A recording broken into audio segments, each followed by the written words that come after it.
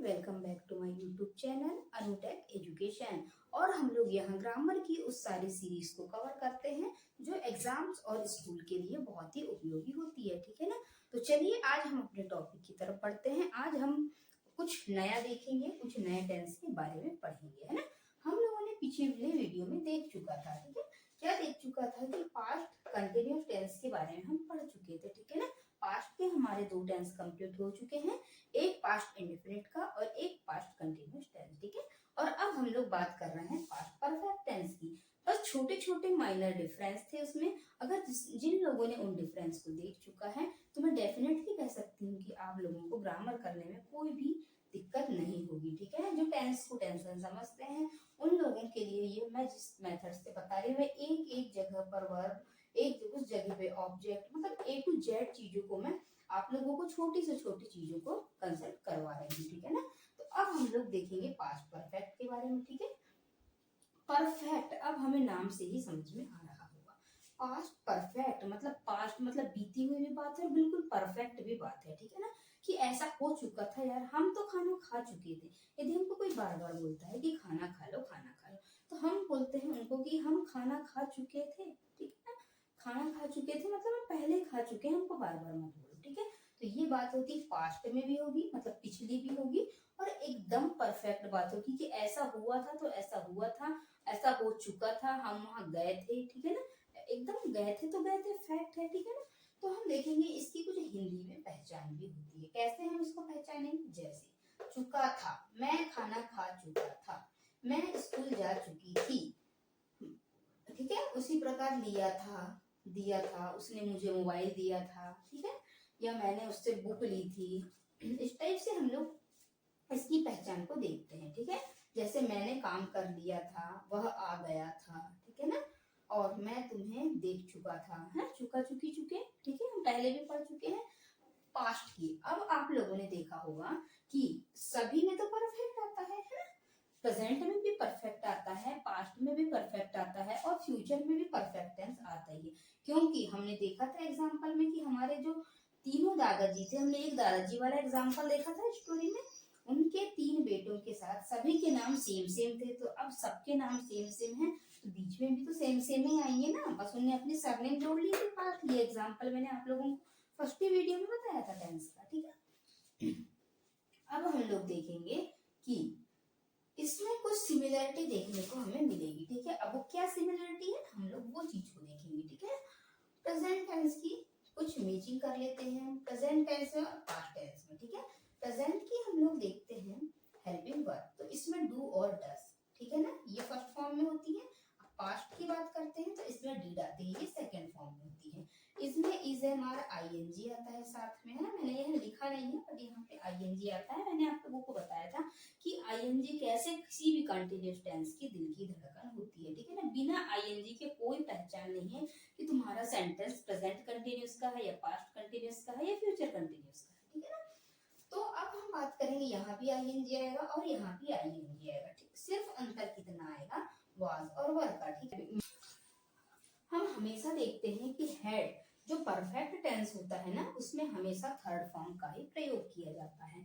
चाहे वो has have के साथ थर्ड फॉर्म हो, चाहे वह हेड के साथ थर्ड फॉर्म हो, चाहे वो सेल विल के साथ थर्ड फॉर्म हो, ठीक है ना। हम जैसे ही थर्ड फॉर्म को देखते हैं, यदि हमने हेड के साथ थर्ड फॉर्म देखा तो हम एकदम से समझ में आ जाएगा हमको कि ये तो हमारा किस टेंस की है। अब हम कुछ देर सोचेंगे तो फिर हमें समझ में आएगा कि ये पास्ट टेंस की है, ठीक है।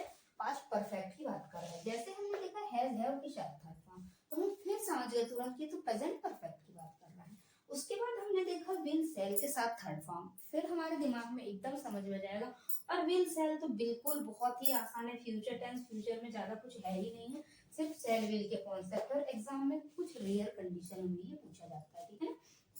कुछ कम ही कंडीशंस बनती हैं इसकी। तो ये टेंस तो फ्रेंड बहुत आसान है, जाएगा जाएगी से ही हमको समझ में आ जाता है लास्ट में। और हम सेल विल को देखकर ही समझ जाते हैं कि ये फ्यूचर है, ठीक है। इसमें कुछ ज्यादा लंबा चौड़ा नहीं। सबसे ज्यादा है हमारा दिक्कत वाला, जो सबसे ज्यादा लेंथी टेंस है वो है हमारा याद रखने वाला पास्ट, जो सबसे ज्यादा उपयोग किया जाता है हमारे डेली यूज में, ठीक है ना। तो ये हम कह सकते हैं कि जो हमारे हेड की थर्ड फॉर्म जो है ये बनी ही है सिर्फ हेड के लिए और परफेक्ट के लिए, है ना। Third form. तो अब हम लोग देखेंगे इसके स्ट्रक्चर को, ठीक है। इसका हम अफर्मेटिव का स्ट्रक्चर देखते हैं। इसका जो स्ट्रक्चर है सेम वही पुराना, सब्जेक्ट के साथ सब्जेक्ट, ठीक है। अब यहाँ हम लोग क्या करते थे परफेक्ट में, इसके परफेक्ट में हमने क्या किया, प्रेजेंट के हैज है उसके साथ थर्ड फॉर्म ले रहे थे, लेकिन हम इसके परफेक्ट में अब हैड के साथ थर्ड फॉर्म लेंगे। ये हमारी हर्ड है, यहाँ पे हैड के साथ ही हमें थर्ड फॉर्म लेना पड़ेगा, ठीक है ना।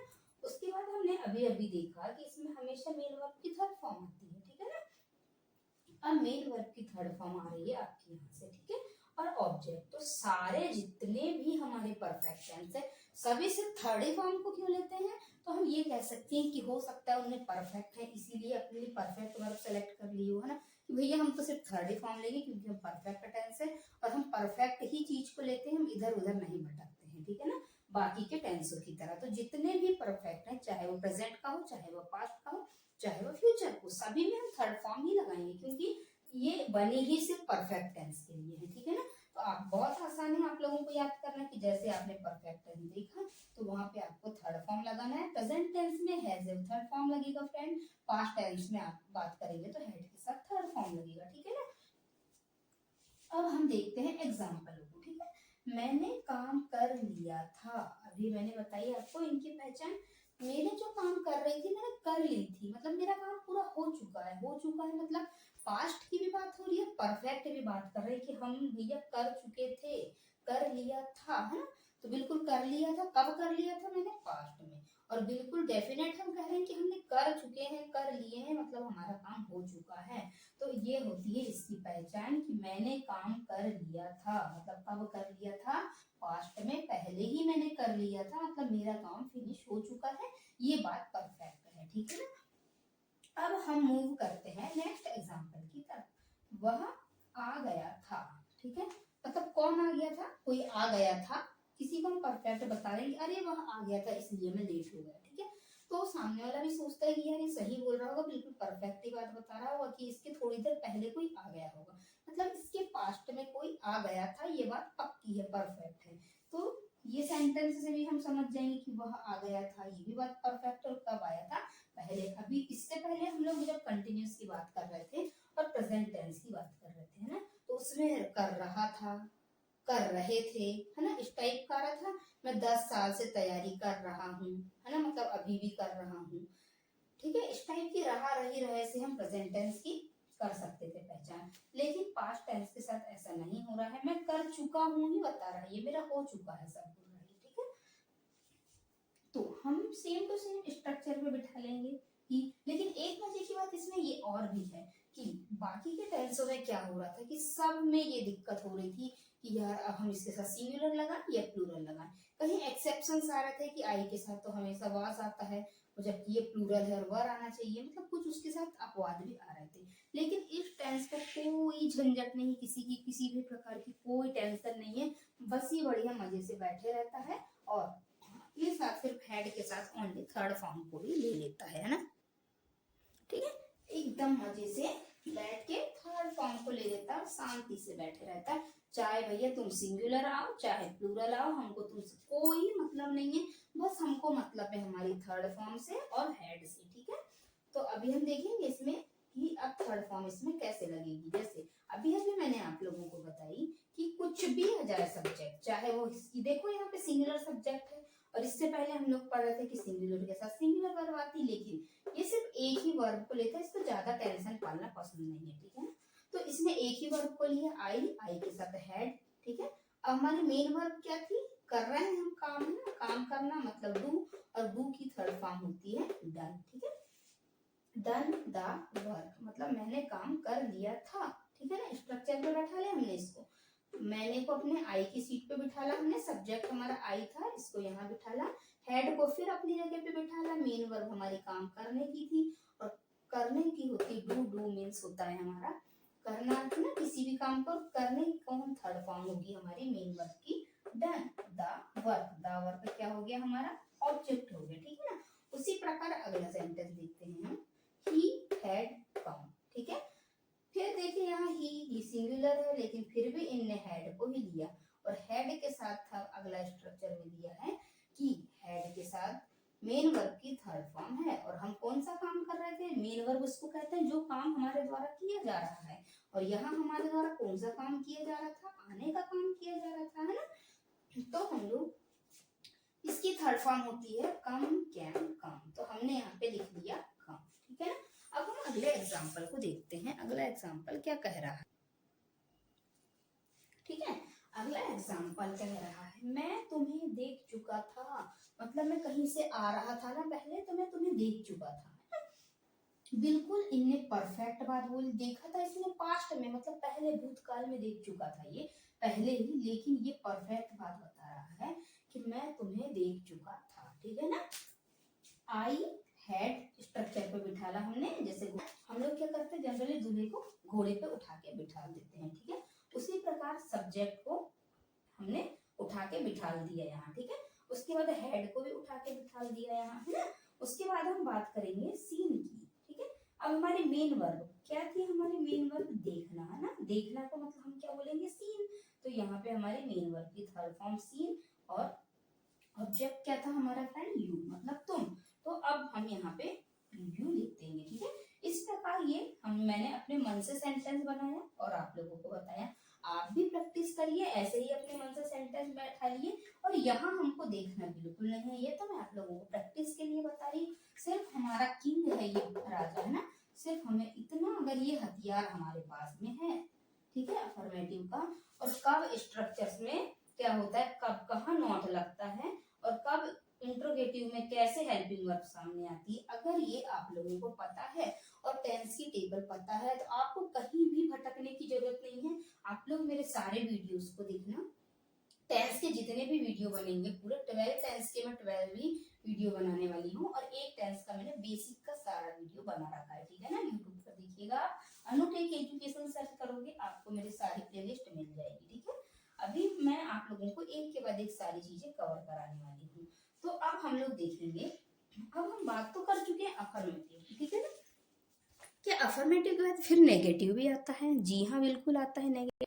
पर अब हम सिर्फ नेगेटिव को ही देखेंगे, ओके।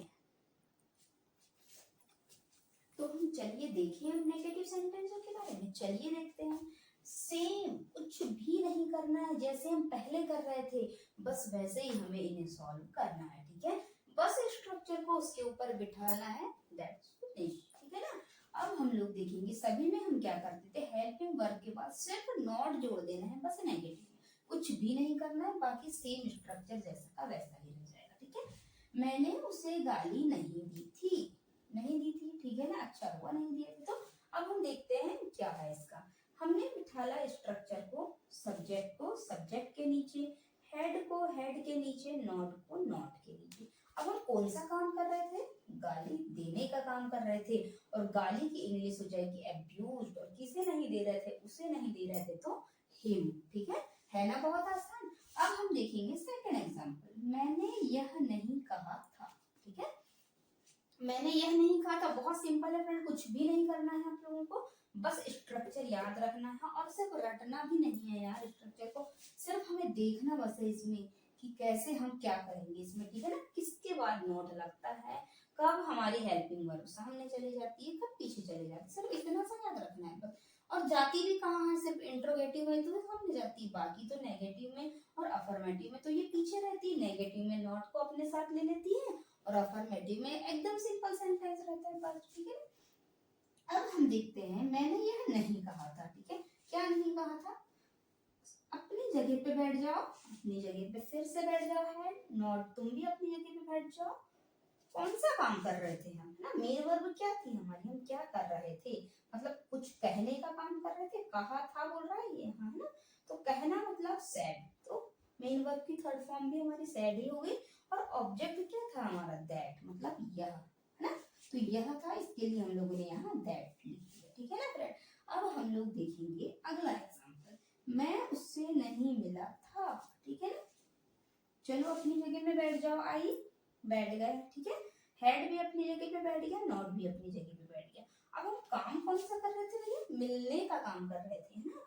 तो मिलने की इंग्लिश क्या हो जाएगी? मीट, मीट मीन्स होता है मिलना, ठीक है ना। ये थर्ड फॉर्म है इसकी। और उसके बाद ऑब्जेक्ट क्या था? हिम, मतलब उससे, है ना। तो उससे के लिए हमने कर दिया हिम, है ना बहुत आसान। तो अब चलिए आप इसको अपनी कॉपी में नोट डाउन कर लीजिए और आप पूरी नोट्स बनाइए बेसिक से, ठीक है ना।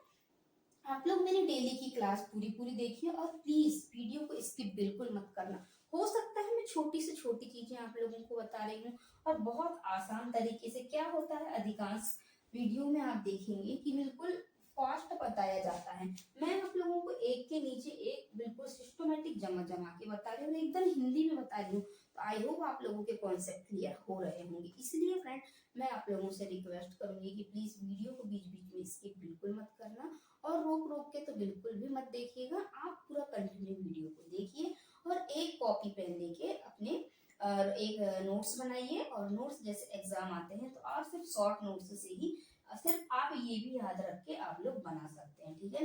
तो अब आप सोच रहे होंगे क्या इसका भी इंटरोगेटिव है, तो हाँ बिल्कुल है इसका भी। चलिए देखते हैं कैसा है। तो अब हम लोग देखें इंटरोगेटिव सेंटेंस को, तो देखते हैं हम लोग इसका स्ट्रक्चर, ठीक है ना। बहुत ही सिंपल है, बस हेल्पिंग वर्ब जो है वो सामने आ जाएगी, ठीक है ना। अब सामने कैसे आएगी, हम इससे पहले भी देख चुके हैं, हमारे लिए कोई नई बात नहीं है ना। हम लोगों ने प्रेजेंट टेंस का भी बना चुके थे और पास्ट टेंस का भी बना रहे हैं हम लोग, ठीक है ना। प्रेजेंट का भी हम लोगों ने बनाया था परफेक्ट टेंस, अब हम पास्ट का भी बना रहे हैं। तो हमें तो सब मालूम है कि सभी का इंट्रोगेटिव बनाना है और जिस जिसका इंट्रोगेटिव बनाना है तो उसकी हम हेल्पिंग वर्ब को बस सामने ले जाके बैठा देते हैं। क्यों बैठाते हैं, क्योंकि वो बहुत ज्यादा क्वेश्चन करती है। क्या तुम वहां गए थे, क्या तुम उनसे मिले थे। अब जरूरी थोड़ी है बार बार उनको हर चीज बताना, तो हम कहते हैं कि बस तुमको बार बार इतना पूछना अच्छा लगता है तो तुम यही क्यों नहीं बैठ जाते सामने।